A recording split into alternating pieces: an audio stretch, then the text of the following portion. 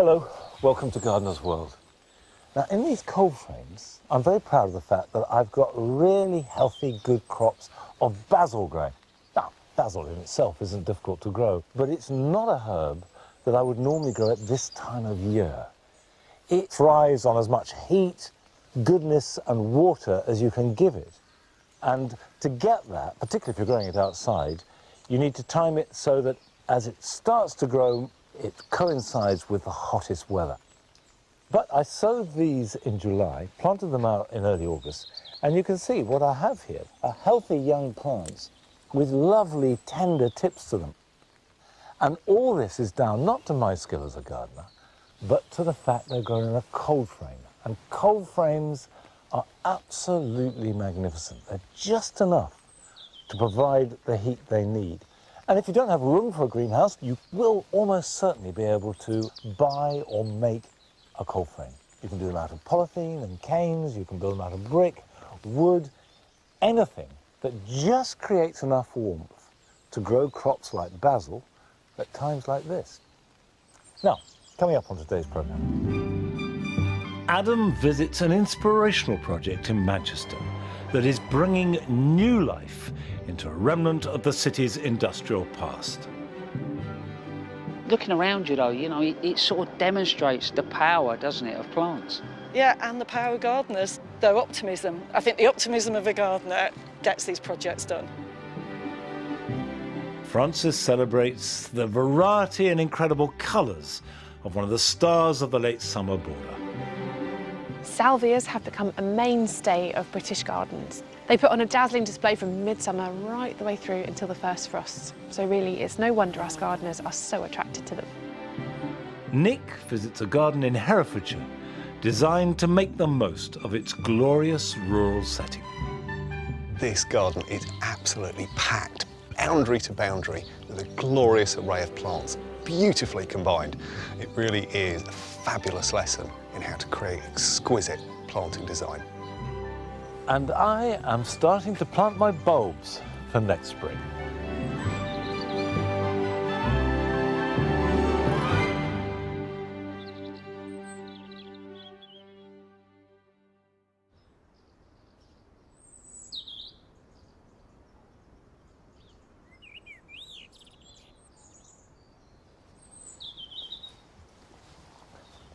This is a good time of year in which to take stock.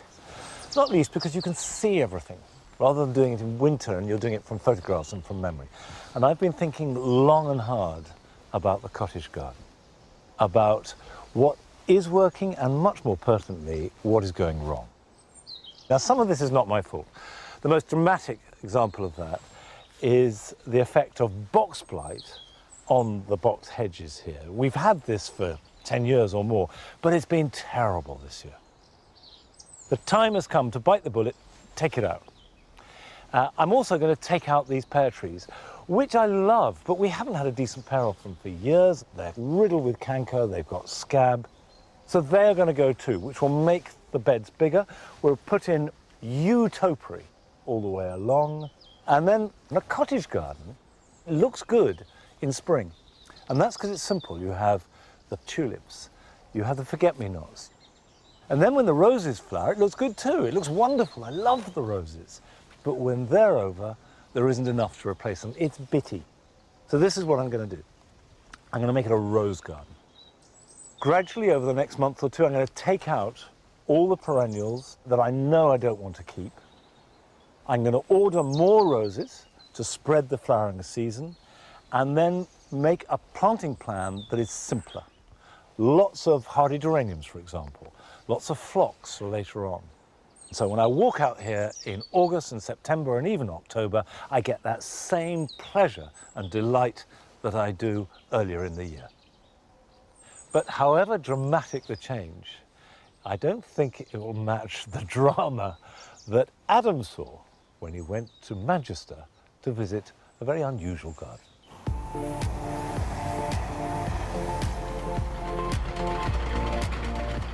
I am in the middle of Manchester, and this is a city that is not standing still. Buildings are popping up every single day, but you have constant reminders of its industrial past. And I'm told up there they're blending the old and the new. Plus it's green and it's beautiful. This is Castleville Viaduct, a relic of Manchester's industrial past, adjacent to a modern tram line and running above a network of canals. Today is 160 metres of garden, separated into different spaces. There's a wildflower area, a cultivated garden, and even a containerised herbaceous border. But 150 years ago, it couldn't have been more different. We need to go back. Manchester, the epicentre of the cotton and textile industries. This viaduct would have carried the trains. That would have carried people and goods. And all of that would have been vital to the success of that industry. As the textile industry declined in the 20th century, the viaduct eventually closed in 1969. Then, a few years ago, the National Trust decided to take on the mammoth project of reimagining it. Their vision to transform the viaduct into a much-needed green space for the whole city to enjoy, enlisting local volunteers to work here. But first, head gardener Pam Smith had the enormous challenge of converting a polluted industrial landscape into a green garden in the sky. What we're dealing with and how did we actually physically start? Basically, an empty site where nature had a little bit of a go, but hadn't regenerated that much, but with a toxic substrate. Really restricted weight limit because it was designed to only have weight on the railway tracks, not across the full width. So a lot of civil engineering, a lot of thought, but also the courage to just give it a go and say, you know what, we can't plan everything, let's see what happens. We disturbed this so much, we lost all the existing vegetation, but what has come back since we disturbed it, we are all amazed at. So actually some of that seed might have sat there may have been waiting for us. The birds have obviously brought things in, things have blown in, but the grasses and everything are amazing. We've got a lot of willow herb. We've got ragwort, which is great for nature. Fleabane. You've put some real thought into this, haven't you? Yeah, it took a long time, but there were some plants I really wanted, and one was the flower Manchester, and that's cotton grass, which lovely associations about cotton, but it's actually grass that grows on the moors. Yeah, and I think looking around you though, you know, it sort of demonstrates the power, doesn't it, of plants? Yeah, and the power of gardeners, their optimism. I think the optimism of a gardener gets these projects done. Yeah. In the next area, the designers have taken their inspiration from the viaduct railway and the steam trains which would have crossed it. So now I've come into, let's call it the more controlled part of this space. It's a series of containers. Some of them are rather big and they bump their way through, but it feels comfortable. This steel looks really good with the old structure, but the designers have been creative and have thought about every single detail. That measurement between here and the other side of that container is the width of the rails. But I do love where designers get their ideas from. This, puffs of steam, boof, boof. Look at the shape of the containers. But then the grasses, things like Nottinghamshires, interplanted with things like Sanguisorba. And it feels soft and mellow.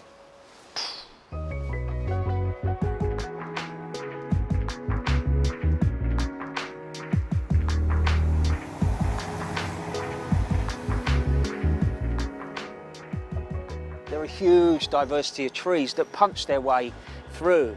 With that you've got silver birches, sorbuses, crataeguses. But they don't all think about the future, even those reference the past. So they've put in a sweet chestnut because the Romans bought it over here. Well, just over there is where the Roman city started.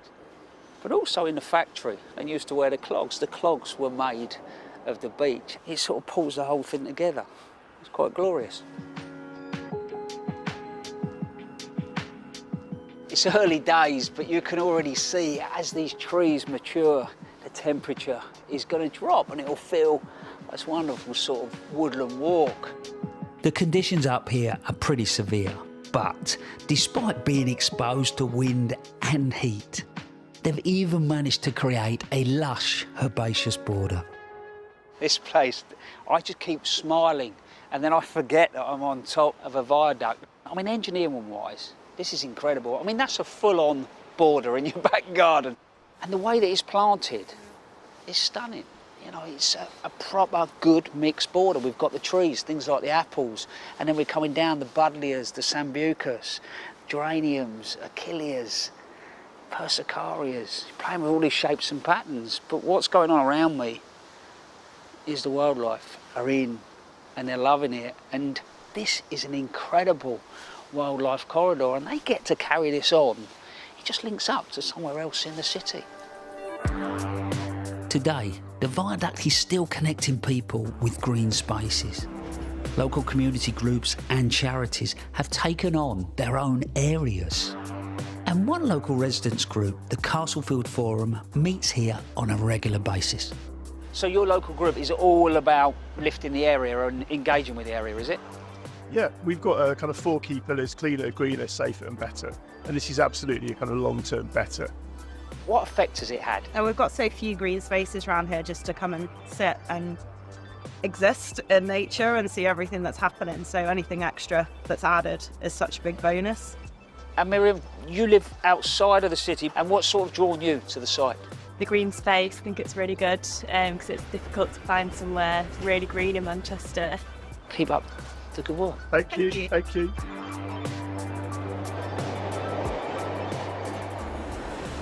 Think about it. This structure was created well over 100 years ago, and it grafted for this city. And then in a sense, it died. You know, it was laid to rest. But this, wow, it has been reborn. There's a lovely line there in front of me, all right? It is a place to linger longer. And I agree with that.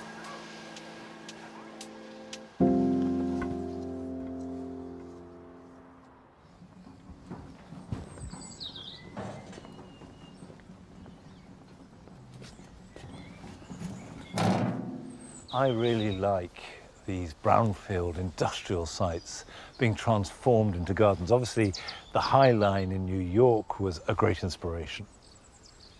Now, the project that I've set myself, which is to transform the cottage garden into a rose garden with a much more sort of coherent style of planting, begins now, because I think the first job is to start lifting those herbaceous perennials that have finished flowering, and then either pot them up or heal them in elsewhere. So, we're going to start in this bed here. This bed is frankly a mishmash. We've got some self-sown oxeye daisies. We've got annuals like this Visnaga, and then we've got some lupins here. Now, these are plants that I probably will want to keep. I certainly don't want to just throw them away. So, if we just lift them out, whenever you move a plant, always dig out as much root as you possibly can.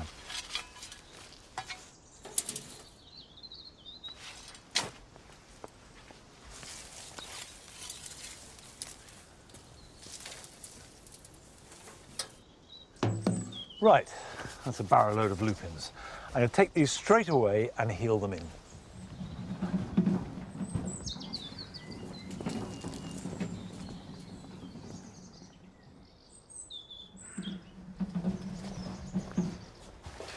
I've cleared this patch here. In fact, I had potatoes in here this summer. So what I'll do is dig a trench and just line them out.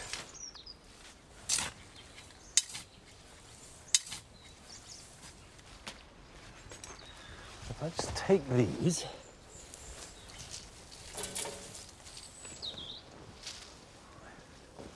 when you're healing plants in to a temporary home, you can put them much closer together than you would in a border. And finally this one in here.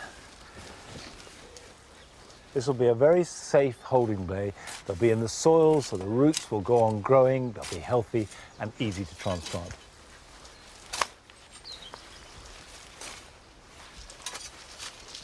And firm them in, give them a soak, and I will cut these back because the root will be much reduced, so they'll be struggling to support the plants. And of course, if you don't have anywhere that you can heal plants in, then they'll go perfectly well into a pot. Just use ordinary compost or even spent compost, put them in a pot, and they'll be perfectly happy all winter. And I'm just going to cut the flowering stems back.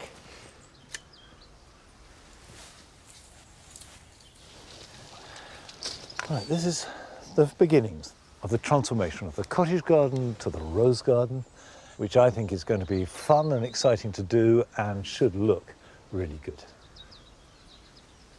Now, obviously, all our gardens share some common characteristics. We love plants, we love beauty, we love the natural world. But almost all our gardens have deep roots in our own personal story. And Smita Jobling's garden, at our home in Nottinghamshire, is strongly connected to her childhood.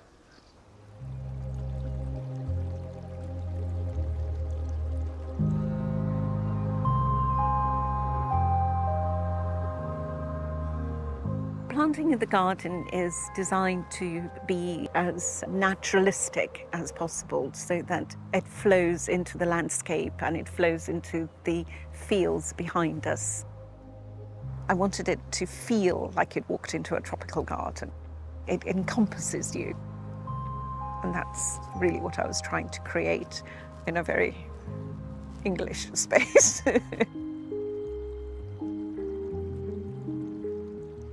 My name is Smita.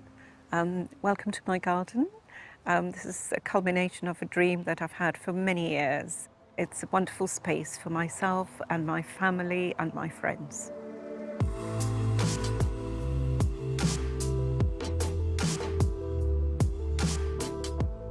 So I was born and brought up in Kenya. The garden that we had was one that was cultivated by my grandfather and my father over multiple years, and I grew up eating fresh produce from that. My dad was a very passionate gardener, as is my mother.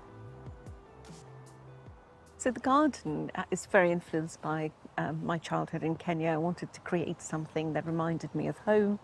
It had plants that were colourful, vibrant, architecturally interesting, attracted the sights and sounds and smells of the spaces I'd grown up in.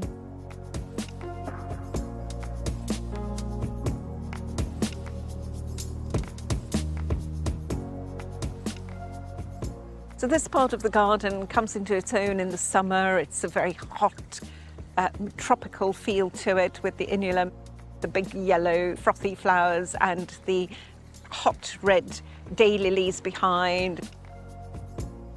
And then you have this amazing planting which produces multiple flowers which attract all the bees and the butterflies, and it has these fantastic flowers, some of which split into these trifid-like extensions which give a very exotic feel to the whole border. And it's like a tropical carpet.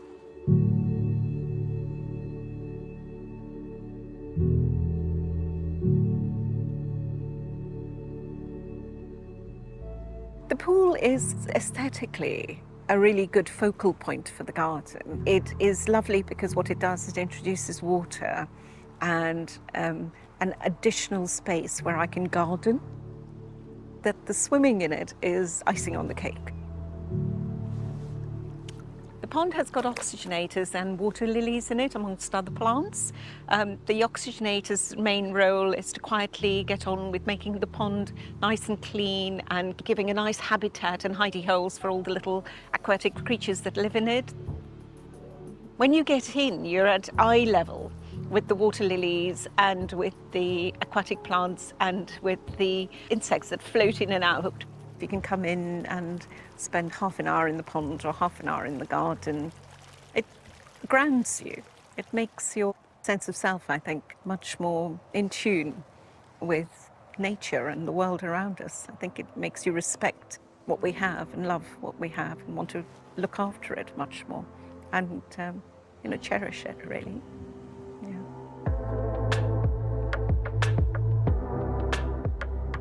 We've got an area set aside where we've got special planting of plants that have medicinal properties. One of my favourite plants in the medicinal border is the bergamot plant. It has a really funny sort of look about it. I call it my punk rocker hairdo plant because it has these lovely flowers that come out of the central stem of the one below, so they look like little Chinese pagodas. And the leaves are really scented and you can make tea from them. So they're not only beautiful, but they taste delicious too. So really, I could sink into this space every morning and come out being a completely different human. It's given me another dimension to the things that I do in the garden, so that the plants have more than just an ornamental aspect to them, but also have a history and culture that goes back centuries. We're lucky enough to have a sloping site, which poses some challenges, but it also has the opportunity to put water going downhill. We've had some lovely holidays in Scotland, and we wanted to try and create a Scottish Highland stream coming down the side of the garden. We've planted grasses, which also are very feathery, and they shimmer and float with the breeze. The stipe behind me makes a wonderful rustling noise as the wind goes through it.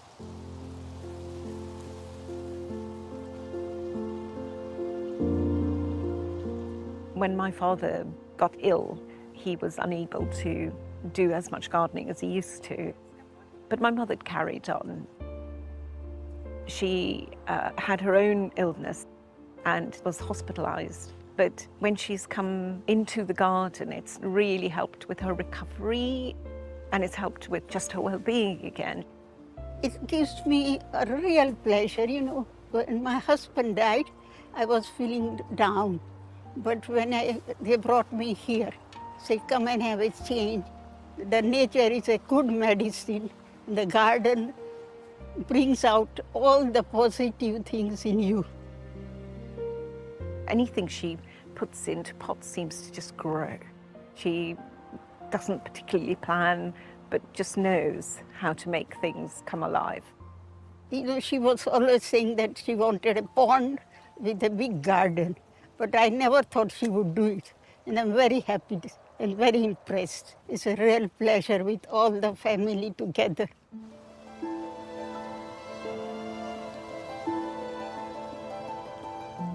The garden is a haven for me and the family. It's a sense of gratitude that I'm allowed to have this space. And it's going to be here after I've gone.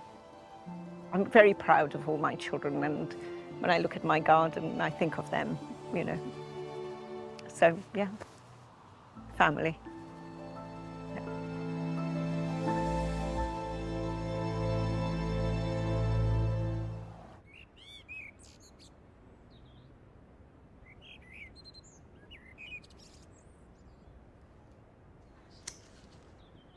That confirms what I've always felt about gardens, that in the end, it's people's stories that make a good garden.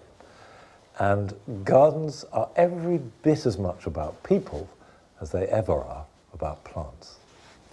Now here in the greenhouse, there's a real sense of the season coming to the end and of this particular round of harvests winding up. But there is still time to make the most of what you've got. There are lots of tomatoes. We've just done a great big pick, and there are still some very evidently ripening tomatoes, but an awful lot that are green.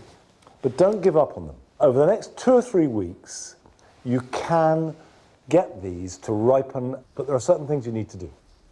The first thing to do is to remove any side shoots or any extended growth. Now, if I just take that off, and look at that for a side shoot, that's a whopper. Should have taken it out weeks ago. But we'll just remove that. And what this is doing is taking the energy away from the fruit. So I'm taking the tops out and any side shoots, and then when I've done that, I will remove any leaves that are blocking light. There is enough green in the stem to keep it perfectly healthy for weeks to come. So don't be shy about removing leaves at this stage. If I take that truss, these are never going to grow to a decent size and ripen at this stage of the year. So what I'm going to do is be ruthless, take them off. One of the good things this year is that certainly here we haven't had any blight. If you have got blight, remove all affected leaves and burn them. And as long as the fruit haven't got blight on them, they will ripen and can be eaten perfectly safely.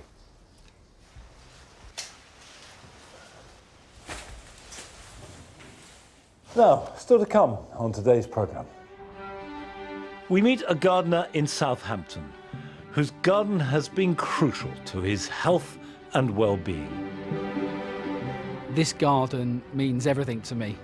It's my safe place, my sanctuary. But more importantly, actually, I love growing plants for other people going through tough times. And what I've created here is a national collection of positivity.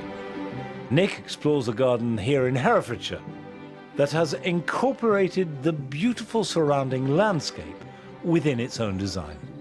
This link that you've done to the landscape is glorious. To sort of echo the hills and pull those forms kind of in and out of the garden, I think it's genius.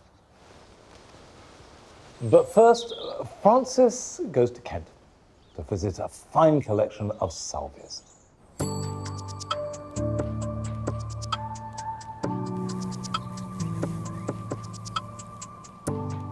It's late summer here. The morning sun's rays are lower in the sky, and it's the salvias that are shining the brightest, rapidly becoming the show-stopping rising stars which warm up our borders and standing proud, radiating their vast range of colours. With nearly 1,000 species of shrubs, herbaceous perennials and annuals, mostly originating from Central and South America, Central Asia and the Mediterranean.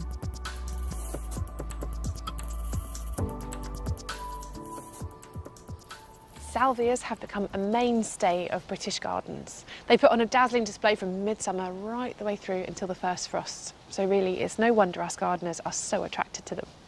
These magnificent flowers are also a magnet for bees, butterflies and other pollinators too.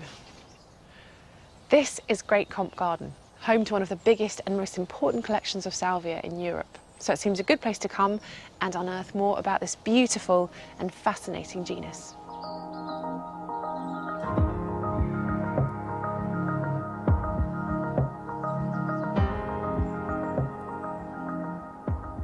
Because salvias really come into their own in the middle of summer and onwards, they work incredibly well with other late summer flowers. So things like dahlias, rudbeckias and ornamental grasses look stunning with salvias. They're in the Lamiaceae or mint family, and there are a few key characteristics of that family. So things like square stems, and also decusate leaves, which is alternately opposite. So you have one opposite pair and then another opposite pair at 90-degree angle from that. And they have 5 petals all fused together. They're a really beautiful family, lots of aromatics, which salvias show as well.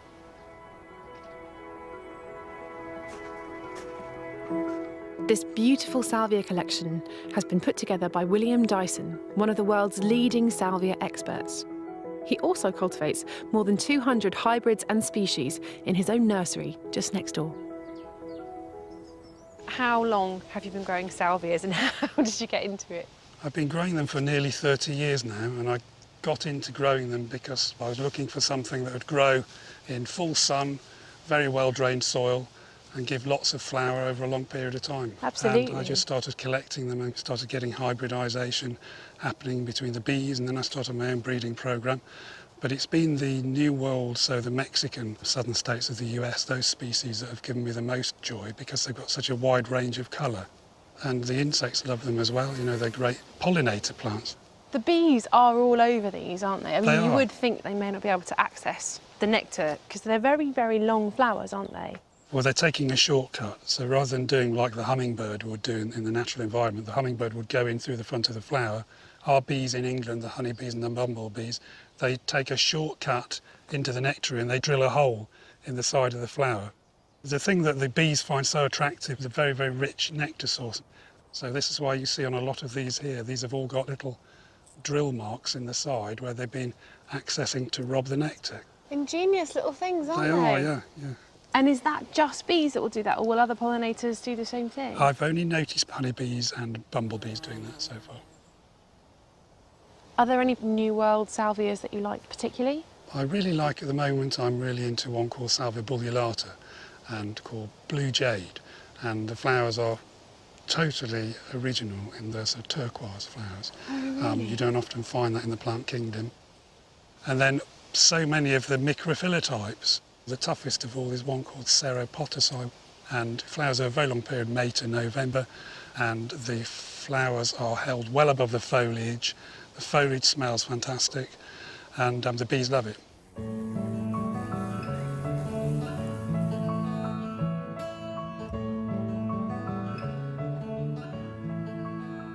This is rather stunning, isn't it? This is beautiful. Very, very vibrant red flowers. Salvia blepharophylla, painted lady, and really, really zingy red, but the dark purple calyx really emphasises the colour of the flower. And if you grow this in full sun, you can see the edges of the leaves start to turn black as well. But in a nice way, it sort of adds to the contrast, I think, between the red flowers and the foliage. Almost a kind of variegation. Quite an unusual aroma, hasn't it? Really unusual. I was just going to say that. It almost smells a bit like a pelargonium. Indeed. How unusual. It's not completely hardy. You need to have a sheltered corner for it, really. Okay. But, you know, we've managed to get it through 4 or 5 winters on the trot. But again, you need to have well-drained soil. If you can't do that, grow it in a pot, really.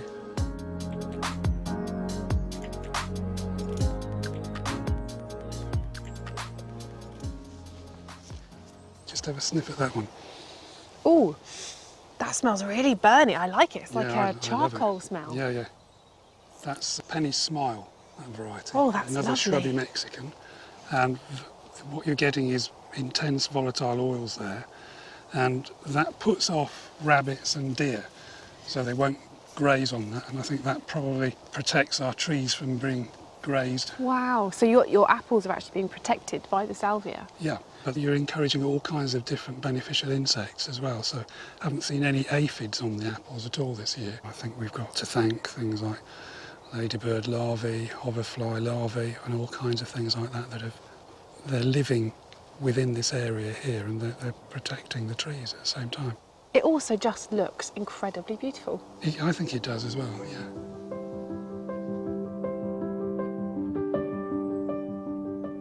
Growing salvias is fairly simple, especially if you have full sun and a free draining soil.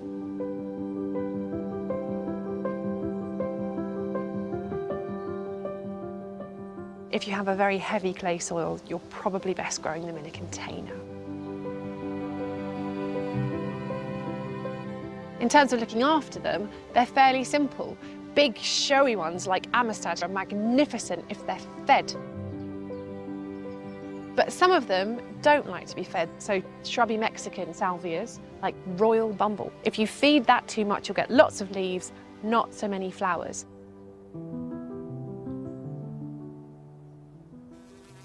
I have to say I've always loved salvia, mostly the useful ones, but seeing the amazing range of them that they have here, it's so inspiring.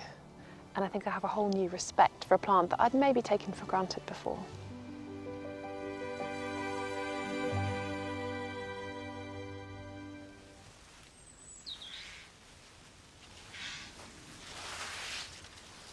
There we go.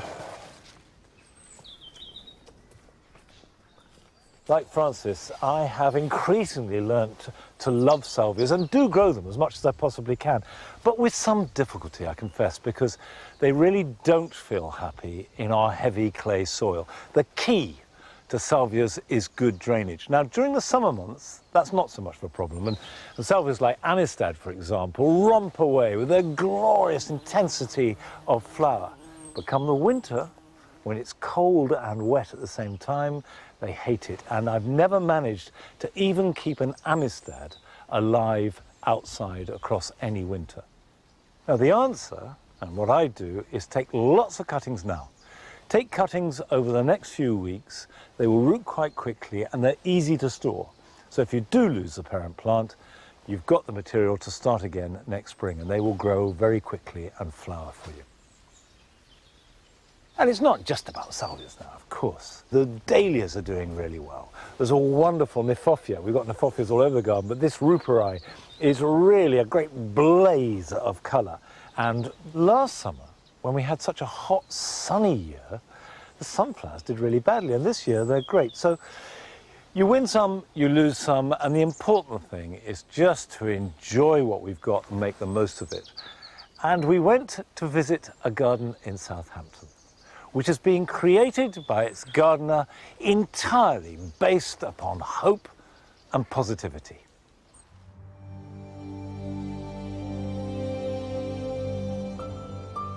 Gardening is powerful. It saved my life, actually, and I don't know where I would be if it wasn't for the garden. It's my sanctuary, it's my safe space. I know that it'll be there for me whenever I need it, and it grounds me, it connects me to something bigger than myself, which is really, really powerful for my ongoing well-being. I'm Lee Johnstone, aka the Bearded Gardener, and I'm really passionate about encouraging as many people as possible to get gardening for their mental health.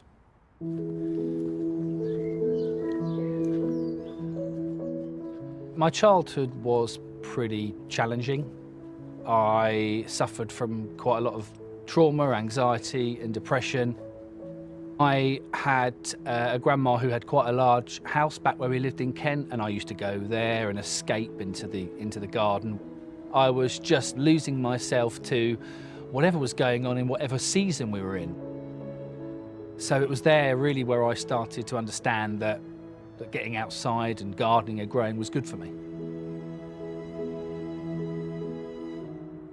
I had a long period where I wasn't gardening at all, but obviously that connection with nature and grandma's garden and growing and exploring that with her stayed with me, and I think the pandemic forced me to get outside and to use the outdoors, and I sort of fell back into it.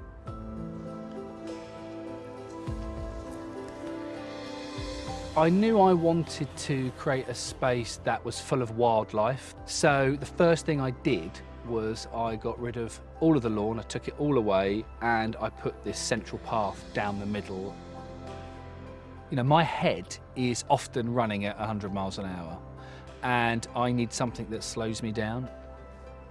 So sitting low in my border like this just allows me to be surrounded by the garden, which is great for all of my senses. You know, I've got the touch of the miscanthus here, I'm seeing the bees whizzing past, I can touch the astilbes and watch the plants moving, and that's just great to feel calm and present in the space. Just stopping and slowing down allows you to focus on the here and now and not be distracted by all the other thoughts and worries that are going on.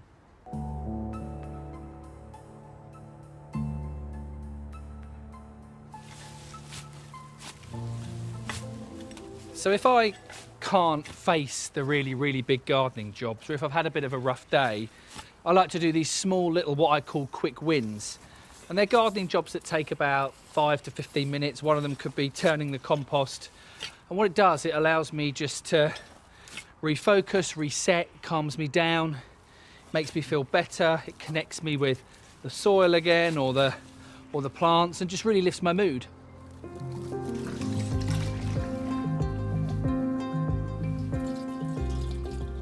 So the garden for me is a place where I can be myself and express myself, and one of the ways I do that is through dancing. And I love dancing in the garden because it allows me to just be me.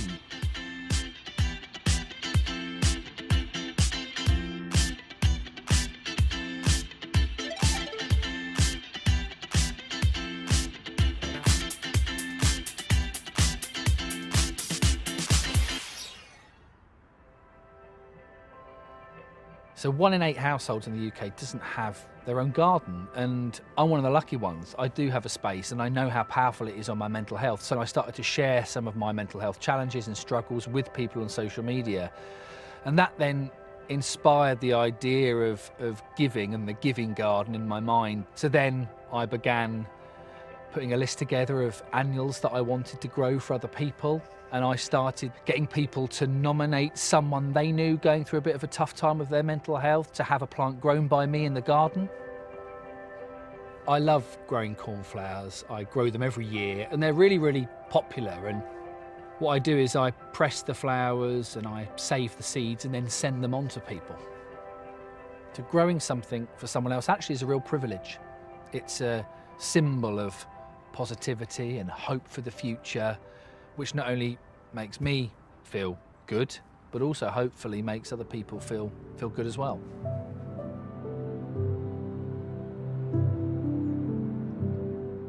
So when my grandma passed away, I found a seed box in her greenhouse. I took that seed box and sent them out to people and they started growing them. And it was lovely to see the flowers blooming and blossoming in people's gardens, and that really made me feel good. I knew that Grandma would appreciate the seeds having a life, and it helped me grieve, really, to know that these people were growing something in my grandma's name. I think for me, I really enjoy just sharing my space, my challenges, but also my successes with other people, just to get them inspired to grow something. I think, you know, sowing a seed, planting something is hope for the future. And that's really, really powerful for well-being because you are thinking about your future self.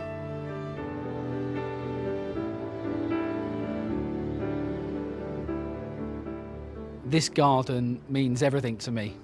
It's my safe place, my sanctuary, my coping strategy when things are tough. But more importantly, actually, I love growing plants for other people going through tough times.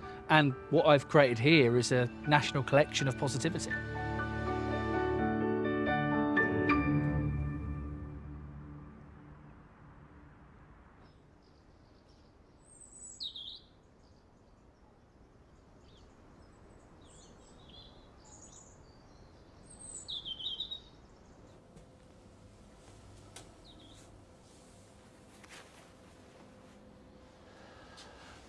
That is very impressive dancing. A whole new angle and possibilities in horticulture. Fantastic. Now, we've reached that time of year when bulbs are available, but so often the borders are full, so you can't really plant bulbs into them. And the ground is like rock. But what you can do at this time of year is plant bulbs into pots. And I want to plant 2 bulbs, one on top of each other. Now, I've got a number of pots. This is very ornamental. However, the drainage hole is tiny, much too small. And if you compare it to a conventional terracotta bulb pan, much bigger drainage hole for a smaller area. What you can do, if you use a plastic pot, which has lots of drainage, is use this and then put it inside a more decorative pot. But I tend to just go for the pot, but bear in mind this is where crops are really important. I like to build a kind of pyramid to be absolutely certain that that rather small drainage hole remains open. The other thing is never place the pot directly onto a hard surface. Always raise it up. So having done that, the next thing is have a really free draining compost. Now I've already mixed this up. You can see there's quite a lot of perlite in it, there's some grit, so it just runs through my fingers. And I will put some in the bottom, like that. Okay, that is enough for the first layer. This is a white hyacinth called Carnegie. Now, many of us are used to growing hyacinths indoors for Christmas flowering, but those have been specially heat treated. Untreated hyacinths will flower much later. They'll flower in March and April. And they should be treated like any other bulb, because when you plant hyacinths for forcing, You typically put them in so that the top third, the snout, is sticking up out of the soil. But these need to be planted at least twice their own depth, so that's at least 10 centimetres or so.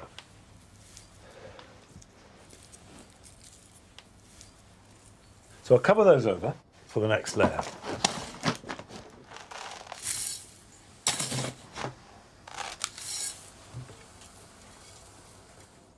This is a narcissus that I haven't grown before. It's Snow Baby, not too big, and therefore the bulbs are quite small.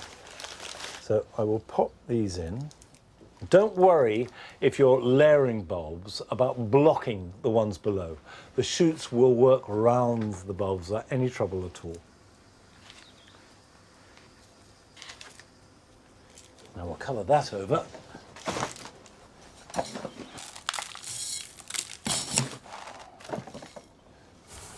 I always finish off a container with bulbs, any container of any size, with a layer of grit. It stops any capping. Now, capping is when the surface of the compost gets wet and then dries and forms a crust. And that can stop tender shoots coming through. And it just looks nice.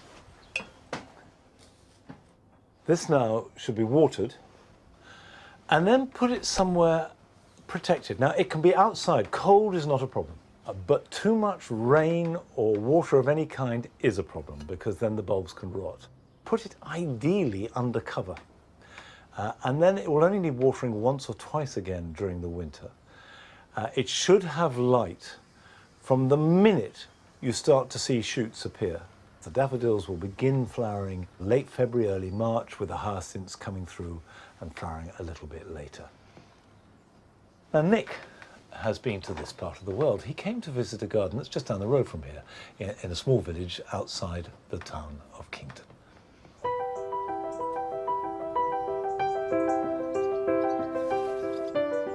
Deep in the North Herefordshire countryside, with a backdrop of the Malvern Hills, lies a paradise of plants in the garden of Rod's Farm. This garden is absolutely packed, boundary to boundary, with a glorious array of plants, beautifully combined. It really is a fabulous lesson in how to create exquisite planting design.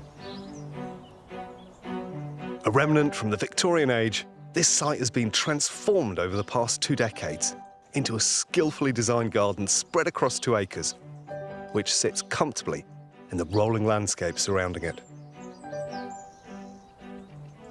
For all its apparent simplicity, this piece of garden, this piece of planting is absolutely genius, I think, at least. And it works on 2 different levels for me. There's incredible seasonality with the range of plants, and the fact that it manages to create a formal space, but by using soft, informal plants.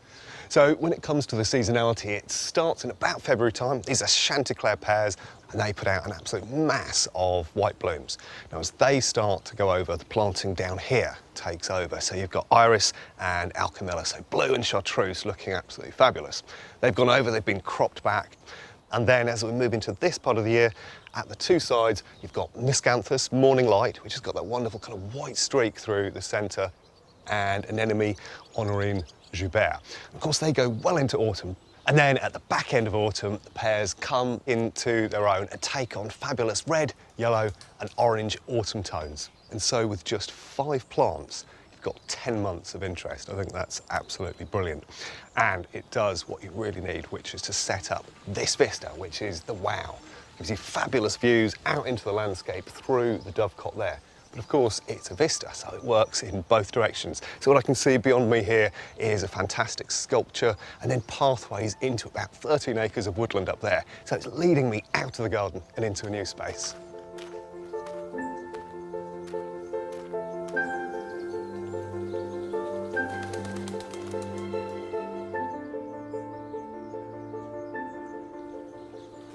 Wow, this could not be more of a contrast to what's going on in the garden next door. That was all about sort of pared back tones. And this is so vibrant and exciting. I'm absolutely love the mix that's going on. Of course, they are classic hot borders, and something that's going on here that really makes it look vibrant and exciting and rich is the fact that the majority of the colour is red, and it's paired against its colour wheel opposite, which is green, which is the backdrop. And that's a game you can play with several different colours when you're pairing plants together in the garden. So you can put together violet and yellow, or you can put together orange and blue, or as I say, red and green. And those colours paired together look more vibrant, more rich and more exciting as a result of each other. But I think what makes these hot borders a bit different to that sort of standard palette of red, yellow and orange is that there's a whole series of violet and purple tones running through here, like this gorgeous Allium scaracephalum. And so it really sets off those kind of classic tones and just adds a frisson of excitement. It really kind of elevates the whole thing. I think it feels fabulous. Bringing this garden to life has been a labour of love for its owner, Kerry Good, who studied garden design before moving here with her husband in 2004. Such a joy to see this. I remember growing it years ago, and most people would think it was a thistle, but it's not, is it?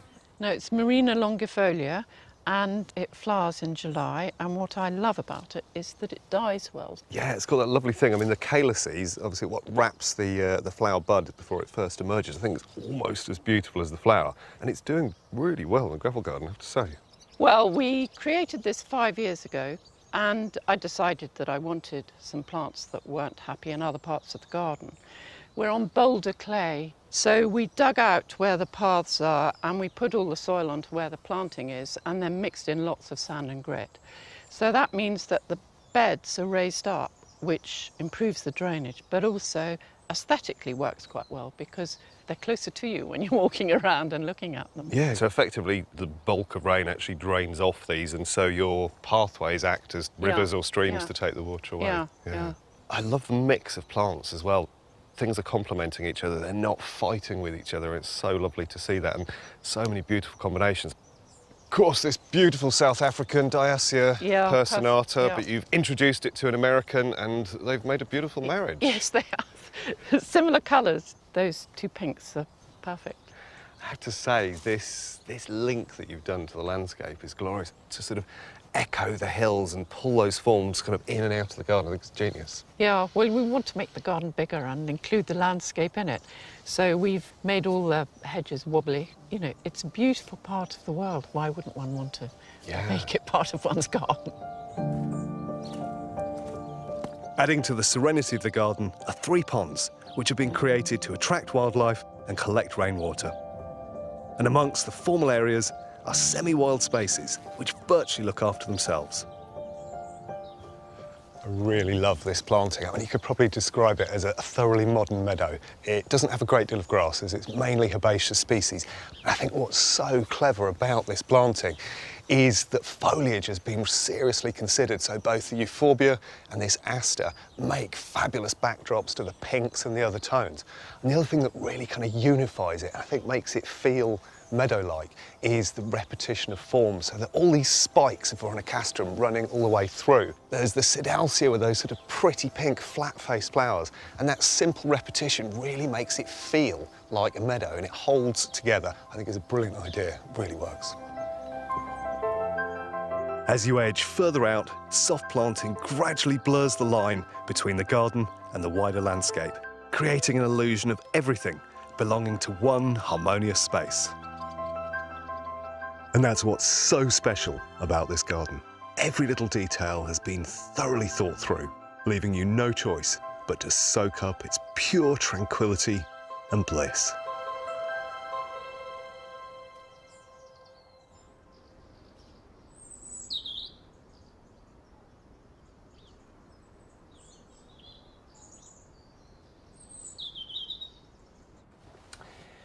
If you're fortunate enough to have a lovely landscape, either viewable from the garden or all around you, it makes sense to include it. And I love the way that at Rob Farm they have repeated the outline of the Malvern Hills in the hedges, so you pick up that repetition. Now, the wooden greenhouse has evolved into a kind of conservatory. Fundamentally, we keep plants in here that are happier indoors all year round. And one of those plants are these streptocarpus. Now, I didn't discover they like being in here for quite a long time. I tried them all over the place. We had them indoors, we've had them up in the light, we've had them in shade. And then one winter, about 5 years ago, I put the ones we had underneath the bench here, almost to sort of put them aside for the winter so they could rest. And they loved it. It was just perfect. It's the right balance of light shade. It's got gravel underneath them, so that helps with the drainage. But because water is coming down from above, there is moisture. And what they really like is dry feet, but wet heads. And that's the key to looking after them. If you're growing streptocarpus as a houseplant indoors, don't put them in a saucer of water. If you do put them in a saucer, make sure it's full of pebbles so that the roots are never sitting in water. That's the quickest way to kill them. What you can do and should do is cut back any spent flower heads, and that will mean that the plant will be provoked into producing more flowers, whereas if you leave it, it wants to produce seed. Pop that back underneath and that will be happy. I need to go through all these, and while I'm doing that, here are your jobs for the weekend.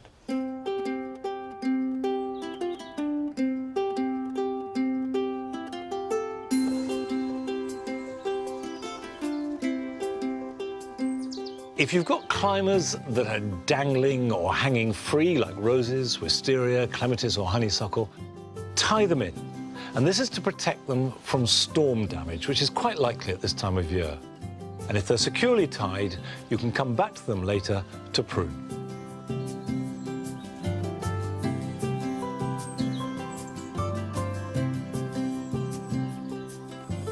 Agapanthus have finished flowering. And it's important to cut the seed heads off. And don't just snip them at the top, but follow the stem right down to the base and remove them there. And this will mean that all the goodness from this year's foliage will go down into the rhizomes to get the best of next year's flowers.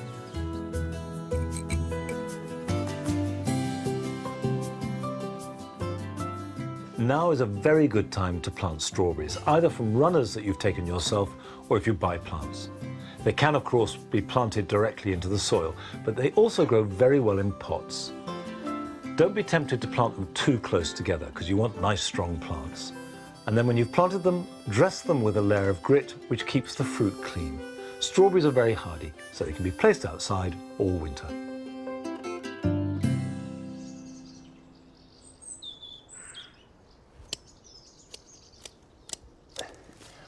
I started cutting back the herbs a couple of weeks ago, but I left the marjoram because it was still in full flower and the bees love it. But the flowering is 90% over now. And with marjoram, you cut it back as low as you possibly can. And you'll see that underneath are masses of new shoots, some of which will grow over the next few weeks, but of course it won't flower again this year.